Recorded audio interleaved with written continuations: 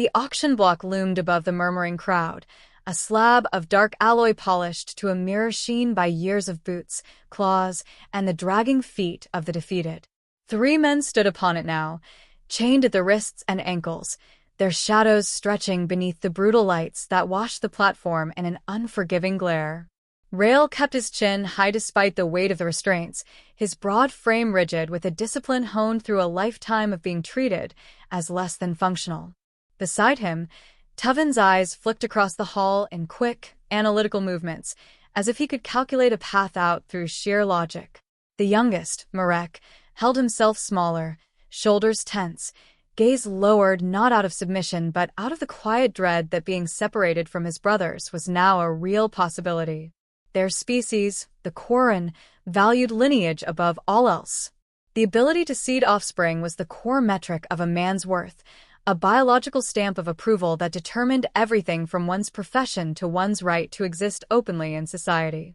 The 3 brothers, all born sterile, had been marked as defective from birth. A lifetime of institutional disdain had hardened Rail into a wall of vigilance, carved Tuvin into a creature of precise thought, and left Marek clinging to whatever threads of hope he could find in the vast indifference around them. Today, those threads seemed thin indeed. The auctioneer strode across the stage, his voice booming through amplifiers embedded in his throat. Lot 37. 3 adult males, genetically sound except for primary sterility. Strong musculature. High cognitive metrics. Sold together or individually. Buyer's discretion. A ripple of conversation passed through the rows of prospective buyers. Some leaned forward with clinical interest, others with predatory calculation. Rail heard phrases drifting upward: mining labor, experimental candidates, neural stress testing, and felt his muscles coil in instinctive resistance. He had promised himself long ago that he would protect his brothers from the worst fates, even if it meant breaking these chains and dying where he stood. But Tuvin nudged his arm in a silent warning, and Rail let the tension settle beneath his skin. Marek swallowed hard when an alien with segmented eyes and a hooked voice pointed at him specifically. The small one looks adaptable. Might fetch a decent sum alone. That single word, alone, stabbed deeper than any blade. Rail shifted forward, placing himself subtly between the creature and his youngest brother. "We stay together," he growled under his breath. No one heard him, but Marek's trembling eased by a fraction. The auctioneer continued his speech, listing their statistics with the same enthusiasm one might use to describe the freshness of fruit. Rail's jaw clenched as the crowd appraised them like tools. He scanned the hall one more time, searching for any sign that this suffering might be avoided, but all he saw were cold eyes and calculating minds. Then the murmurs shifted. A pocket of silence spread outward like a ripple in still water, and Rail followed the direction of a dozen curious stares. A human man was making his way through the crowd.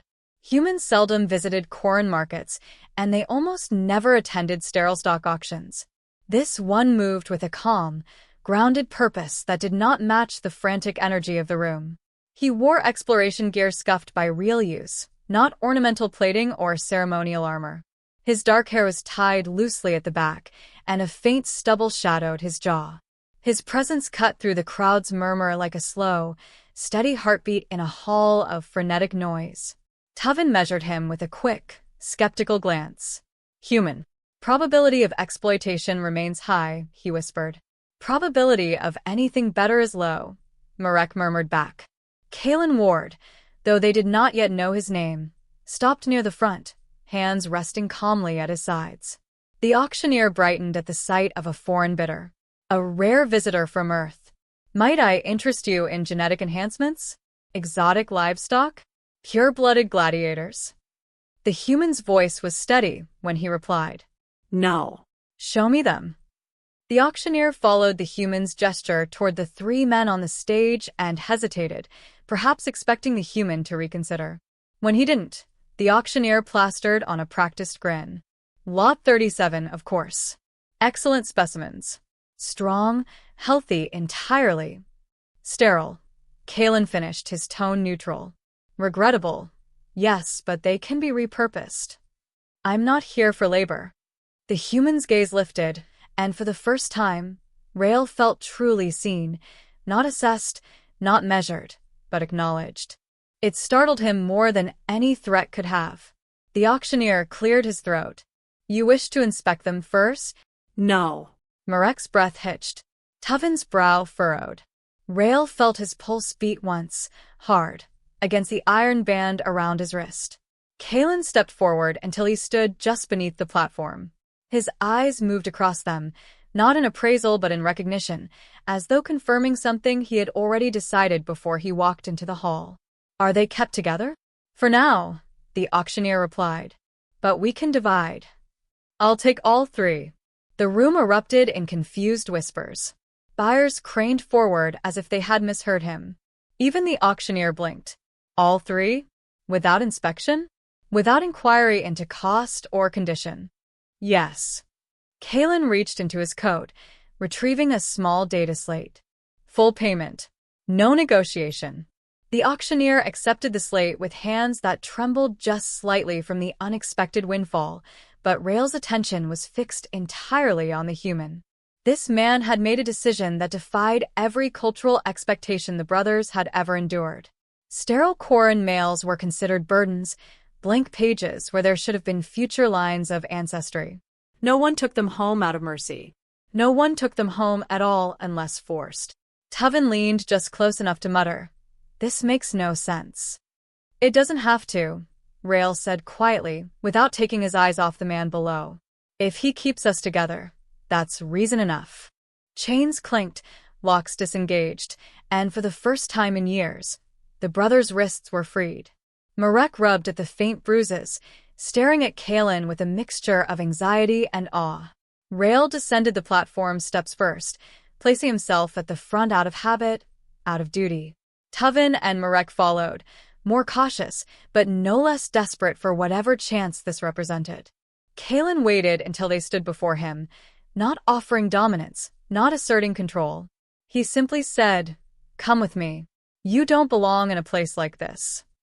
Marek nearly answered, but Rail gently gripped his arm, keeping him quiet until the human stepped aside and led the way out of the auction hall. As they walked, Rail kept his senses sharp, ready for betrayal, ambush, or deception. But the human's stride never wavered, never took a path that hinted at cruelty. Outside, the light was softer. Cleaner. The air felt new. Rail paused just long enough to glance at his brothers. Their expressions mirrored his own, disbelief tinged with a fragile hope. Whatever awaited them beyond this moment remained unknown, but for the first time in their lives, the next step did not feel like a sentence. It felt like the beginning of something impossible. The corridors leading toward the human's vessel were quieter than the market outside, their metallic walls humming with a steady electric pulse. Rail walked a half-step behind the human, tense and ready to intercept danger at the first sign of deception. Tuvin's eyes darted across every camera and motion sensor, mapping an escape route even though his wrists were now free. Marek kept close to the center, studying the human's posture with a mixture of caution and fragile curiosity. None of them understood why a stranger from a distant world had purchased 3 sterile outcasts, and the uncertainty pressed against them like a constricting band. When the doors to the landing bay slid open, a wave of warm light washed over them. The vessel waiting inside was not a cargo hauler or research craft, but a long-range explorer, its hull a patchwork of repairs that spoke of frequent travel and careful maintenance. Kalen Ward, the human who had bought them without hesitation, paused at the foot of the ramp and glanced back at the brothers. His expression was unreadable but calm, as though he had already weighed every risk and found none worth fearing. "You're safe here," he said. "No scans. No handlers. Just a ship and some company." "Company," Tuvin repeated softly, tasting the word like something foreign. Rail stepped onto the ramp first. The interior smelled faintly of citrus cleanser and warmed alloy, a scent that felt oddly lived in. As the brothers followed Kalen deeper into the vessel, the environment shifted from utilitarian corridors to rooms that were unmistakably personal. One bulkhead displayed a child's drawing of a spacecraft flying past a bright yellow star. Another wall held a small shelf with ordinary objects, handmade figurines carved from wood, a cracked data tablet patched with colorful adhesive strips, a worn jacket hung neatly on a hook. "These are," Marek murmured, fingers hovering near a drawing but not daring to touch it, "children's things." Kalen nodded once. "My sons." Rael stiffened. The presence of children added complexity to an already confounding situation. "Where are they now?" he asked, voice cautious. "Resting," Kalen answered. "They're curious, but I told them to wait until everyone was settled." The ship's main lounge opened before them, lit by soft amber strips along the ceiling. A long couch curved around a low table covered in scattered tools, disassembled devices, and a miniature star map projector. It was a space shaped by use, not display, and each detail built a picture of a man who lived more by necessity than luxury. Kalen motioned for them to sit, though none of the brothers immediately did. He sank into a chair opposite them, elbows resting casually on his knees. "You're wondering why I bought you," he said, saving them the struggle of asking. Tuvin's eyes narrowed. "It is unusual behavior." Rael crossed his arms. "No one buys sterile men unless they want something done to them." Kalen's mouth tightened at the edge. "I didn't buy you for labor. Or experiments. Or anything else that manhandled you onto that stage." He exhaled slowly. "I bought you because I needed help. Real help, not the kind a contract worker gives while looking for their next paycheck." Marek's brow furrowed. "Help doing what?" Kalen paused, as if weighing the vulnerability of the answer. "Raising my children." The brothers exchanged looks of disbelief. Rael struggled to reconcile the idea with every instinct he had. "You would trust strangers with your offspring?" "Trust begins somewhere," Kalen replied. "And being sterile doesn't make you dangerous." Tuvin observed him with the sharp focus of a man evaluating data. "Your culture does not shame sterility." "No," Kalen said. "Earth has its flaws, but that isn't one of them. Not being able to father children doesn't diminish a man's worth." Marek swallowed. That sentence alone carried enough weight to crush or rebuild him. "You came to the auction specifically for us?" he asked quietly. "Not planned." Kalen shook his head. "I was passing through the sector looking for terraforming work. I saw the auction hall, saw you three, and," his gaze shifted, settling on each of them with a sincerity that felt almost fragile. "No one should be treated like discarded machinery." Rael's breath left him in a long, conflicted exhale. He had prepared himself for cruelty, exploitation, or deception, never compassion. It made him feel unsteady, as though the ground beneath him had subtly changed its slope. Before he could speak, a small thud echoed from the corridor beyond the lounge. Marek flinched. Tuvin shifted into a defensive angle. Rael instinctively stepped forward, but Kalen lifted a hand in reassurance. "Jax," he called gently, "you can come in."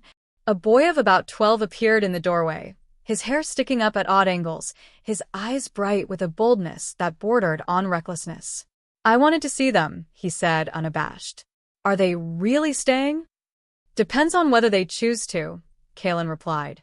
Jax looked the brothers up and down with a frank curiosity only a child could wield without insult. "You're tall," he declared to Rael, then added to Tuvin, "You look like you can fix anything." His gaze landed last on Marek. "And you look like you'd be nice." Marek blinked, startled into a shy smile he didn't realize he'd made. A smaller figure peeked around the doorway. Darren, Kalen's younger son. He didn't speak, only stared with wide, uncertain eyes. Marek crouched slightly without thinking, softening his posture. "Hello," he said. "I'm Marek." Darren hesitated, then stepped into the room, inching closer until he stood beside his father. He didn't speak, but he didn't retreat either. Rael watched the exchange with tight caution. Children meant fragility, expectations, attachments. The responsibility implied here was greater than he had anticipated. "You want us to be caretakers," he said slowly. Kayla nodded. 3 men trying to outrun a culture that mistreated them, and 1 man trying to raise 2 boys alone. It felt like a problem that might solve itself if given the chance. Tuvin folded his arms, his analytical mind refusing to rest. "You are taking a significant risk." Legally, ethically, emotionally. Worth it, Kalen answered simply. The clarity in his voice left no room for suspicion. Rael glanced at his brothers, reading their expressions the way he always had.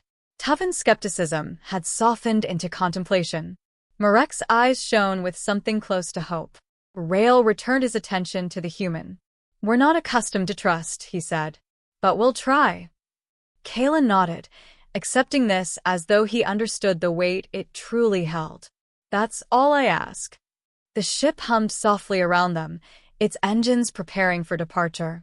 Outside the viewport, the auction hall and its cruel illumination grew distant as the vessel slowly lifted, the world that had condemned the brothers shrinking to a speck. Marek reached out and touched the edge of the viewport, breath catching as stars began to spill across the glass. Rael watched the lights of the market fade, felt the subtle pull of the ship shifting course, and realized that for the first time in years, he did not know where his life was heading. Strangely, that uncertainty no longer terrified him. Not completely. Kalen stood and gestured toward the inner corridors. "Come on," he said. "I'll show you your rooms." The brothers followed, and though their steps remained cautious, none of them looked back. Life aboard Kalen's ship settled into a rhythm that felt both foreign and strangely comforting. The vessel thrummed with quiet energy, like a living creature inhaling the cold breath of space. Rael rose early each cycle, pacing the corridors with the vigilance of a man who had never been afforded true security.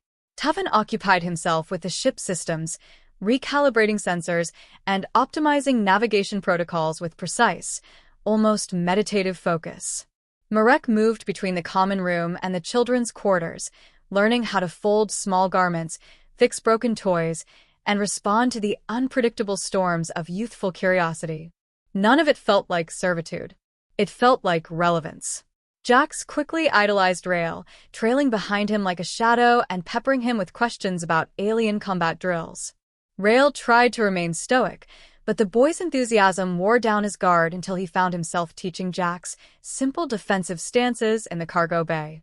Darren, quieter and more hesitant, attached himself to Marek, drawn to the gentleness the young man tried so hard to hide. When Marek spoke, the child listened as though absorbing each word into his bones. Kalen watched these bonds form with careful patience. He never hovered, never interfered, but the relief etched into his face grew clearer each day. He worked long hours repairing the ship's damaged terraforming equipment, often returning to the lounge to find his sons laughing with the brothers or quietly dozing against them. Each time, something in his expression softened. Yet beneath the budding warmth, a persistent unease pulsed like a distant warning beacon. Rael sensed it before anyone else. He had survived too many hostile environments to ignore the subtle shift in a captain's behavior, the longer pauses before Kalen checked the comms, the guarded way he studied incoming transmissions, the half-spoken assurances he offered when the brothers questioned their new course. The truth arrived one silent cycle as Tuvin scanned the long-range frequency bands.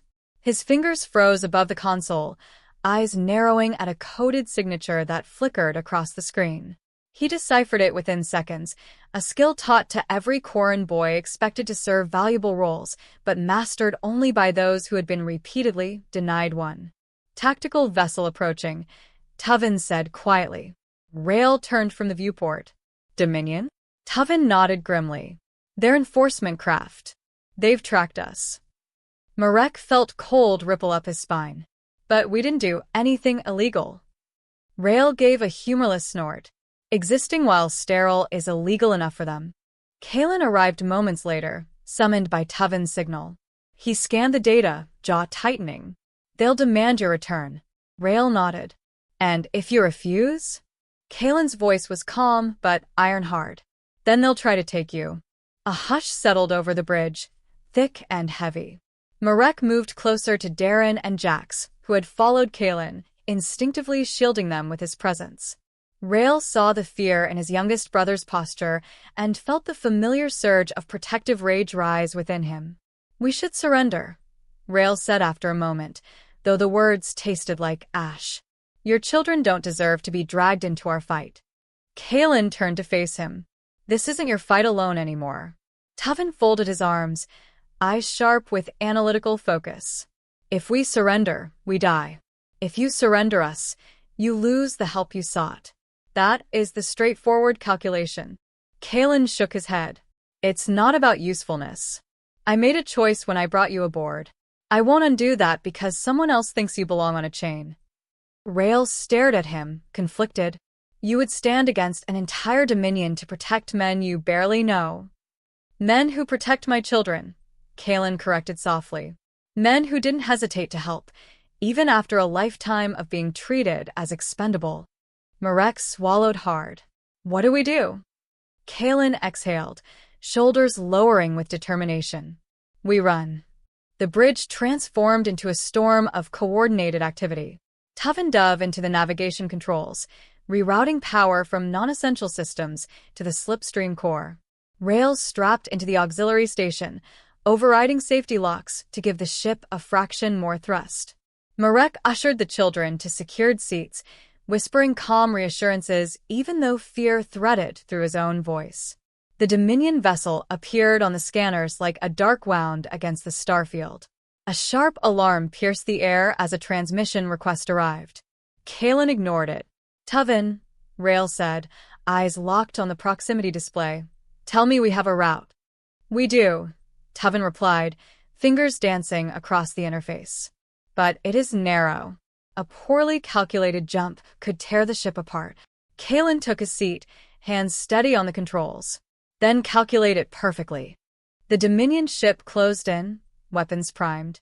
A second transmission came through, this time accompanied by a cold, commanding voice. Return property. Surrender now or be disabled. Rail's breath tightened. Marek flinched. Even Tuvin paled slightly at hearing the phrase they had lived under for so long. Kalen didn't answer. Instead, he pushed the engines to maximum output. The ship lurched violently as it veered toward the narrow pocket of space Tuvin had identified, a gravitational corridor threading between two pulsing binary stars. The Dominion vessel followed, firing a warning shot that grazed the aft shields and sent tremors through the hull. Marek wrapped an arm protectively around Darren as the child whimpered. Rail braced himself against the shaking consoles, shouting, "Shields at 20%. Tuvin gritted his teeth. If we do not jump now, we will not jump at all.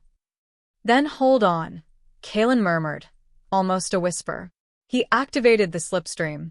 Space folded sharply around them, compressing into a twisting blur of fractured starlight. Marek gasped as his stomach lurched. The hull groaned under the strain, trembling like a living thing forced past its limits. For a heartbeat, the ship seemed on the verge of collapsing into nothingness. Then the pressure released. The stars reformed. Silence returned. We made it, Tuvin said, his voice barely audible. Kalen leaned back in his chair, exhausted but relieved. They can't track us through a jump that unstable. We're clear. Marek loosened his trembling grip on Darren. Rail inhaled deeply, forcing his racing pulse to slow. Tuvin sagged against the console, sweat beading along his brow. In the quiet that followed, Darren slipped from his seat and walked toward Marek. The child wrapped his small arms around Marek's waist. Marek froze, overcome by the simple, instinctive trust. Slowly, he placed a hand on the boy's back. Kalen watched them with a softened expression.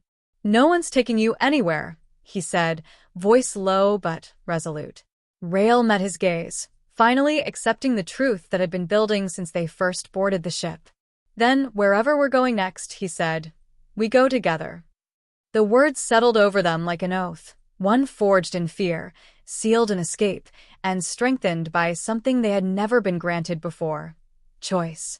Here is Section 4, written to fit smoothly after the tone, pacing, and narrative trajectory of the earlier sections. It stays under 1,000 words, maintains focus, and closes with a satisfying yet forward-leaning ending. No headings, no unnecessary elements. Section 4. Arlen did not sleep that night. He lay awake in the dim glow of the heater coils, listening to the unfamiliar harmony of 3 non-human heartbeats resonating faintly through the small metal cabin. His son slept heavily, exhausted by the emotional weight of the day, but the trio sat together near the door, their postures tense, their eyes half open in instinctive vigilance. They did not speak unless spoken to, but each time Arlen shifted, they flinched as if expecting a command or punishment. He finally rose and crossed the room, lowering himself to the floor to sit at their level. The movement startled them, but he offered only a calm, steady voice. "You don't have to stay awake all night. No one here is going to hurt you." Siren, the smallest of the three, studied him with a seriousness that seemed too old for his face. "We do not know what you expect. We don't know the consequence of disappointing you." Arlen swallowed hard. "There's no consequence. You're not here to serve. You're here to live." The words made all three stare at him, as if he had spoken something impossible. Arlen wondered then what their lives had truly been like before the auction, what it meant to grow up in a society that disposed of its own children for being sterile, as though their worth depended solely on the promise of future offspring. Darrow hesitated before asking, "Why did you choose us?" "All three? You don't have the resources of a wealthy caretaker. We do not enhance your bloodline." "I wasn't looking to enhance anything," Arlen said. "I just wanted to make sure you didn't end up in one of those mining camps or research pits. And my boys, they've been hurting too. Maybe we can help each other." Farrell, who had said the least since arriving, lowered his gaze. "We don't know how to be part of something like a family." "You'll learn," Arlen replied. "We all will." A long silence followed, one that eased into something less brittle. Eventually, Arlen gathered blankets and helped the trio make makeshift beds near his sons. It still felt strange for them, but when Siren finally allowed himself to lie down, the other two followed. Arlen returned to his cot, and for the first time in months, sleep came for him easily. He woke early to the sound of quiet movement. The three were cleaning the cabin, sweeping, folding, organizing. It was efficient and silent, more like a rehearsed ritual than a purposeful act. Arlen approached them gently. "You don't have to do chores to earn your place here." Darrow's hands stilled on the folded blankets. "It is easier to exist when there is structure." "We can build structure together," Arlen said. "But not one that treats you like labor." Siren's voice cracked faintly. "If we are not useful, we are nothing." Arlen knelt and placed a hand carefully on Siren's shoulder. "That's a lie someone taught you. You don't owe me usefulness. You're already enough by just being here." The boy's throat tightened, but he didn't pull away. Later that morning, Arlen introduced them to simple routines: breakfast, checking the solar vents, taking inventory of supplies. Nothing demanding, only tasks meant to be shared. His sons gradually warmed to the presence of the trio, curious about their differences, yet surprisingly protective. The cabin felt fuller, not crowded but balanced. Still, shadows lingered beneath the surface. Arlen noticed it first during lunch, when a ship rumbled overhead and the trio instinctively huddled together, eyes wide with fear. Darrow's hands trembled so violently he dropped his bowl. "It won't land here," Arlen assured them. "This area's off-route," Farrell whispered. "They use ships like that to relocate us. The sterile were always sent away from the population centers." Arlen's jaw clenched. He remembered the reports. Entire groups transported to isolated work colonies, stripped of rights, their existence erased from records. Saving these three felt suddenly bigger than just bringing them home. It felt like standing against an entire system that saw them as defective goods rather than living beings. That realization sharpened into a hard knot when a soft tone sounded from his old, wall-mounted comm unit. The screen flickered to life, revealing the insignia of the regional authority. Arlen immediately felt the shift. The trio straightened in terror. The boys froze, and the room seemed to shrink around them. A uniformed agent appeared on screen. "Citizen Arlen Maddox, records show you acquired 3 off-spec biologicals at Auction Hub 9 yesterday. Due to procedural errors, the purchase requires confirmation. A representative will arrive within 48 hours to verify ownership and suitability." Arlen's pulse thudded. "They're minors," he said sharply, "and I've already registered them as dependents." The agent's expression remained unmoved. "The verification is mandatory." The screen went dark. Arlen turned slowly. Siren's breath hitched. Darrow's eyes glistened with panic, and Farrell was rigid as stone. "They're coming to take us back," Farrell whispered. "No," Arlen said immediately. "I won't let that happen."